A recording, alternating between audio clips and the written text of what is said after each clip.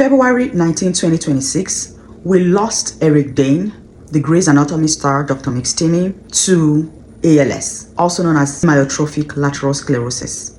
Less than a year after he shared that he had this diagnosis publicly, he used his platform publicly to create awareness. There is a very important preventive medicine lesson to learn here. Eric first noticed his symptoms about a year and a half before he was diagnosed. It first of all started as weakness in his right hand.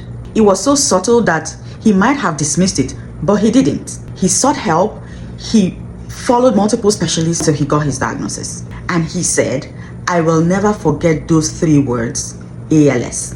Now, this is what I want you to know about early neurological warning signs.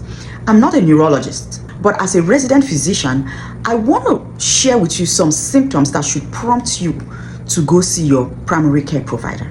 If you notice that you are having progressive muscle weakness, it's not the same on both sides. One side is weaker than the other side, then you should see your physician immediately. Also, if you notice muscle twitching or crampings that would not go away, or you're finding it difficult to do fine motor skills or activity like buttoning up your shirt, writing, or using utensils, this should also prompt you to see your physician immediately. If you also develop slurred speech or difficulty swallowing, or you notice that you're just falling and tripping, you should see your physician immediately. Now, most of the time, these symptoms are not ALS. It could be mineral or vitamin deficiency, it could be thyroid problems, it could be anything. But the point is, you need to get evaluated. ALS is devastating, and most people live only 2 to 5 years after the symptoms begin because there is no cure yet for ALS. Eric did not just face the disease, he fought for others. He used his platform to advocate and push for research funding and legislation. Basic lessons to learn from Eric's story. Number 1, pay attention to your body.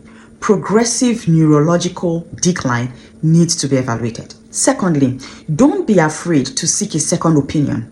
Eric had met with multiple specialists before he got his diagnosis. Thirdly, early recognition matters.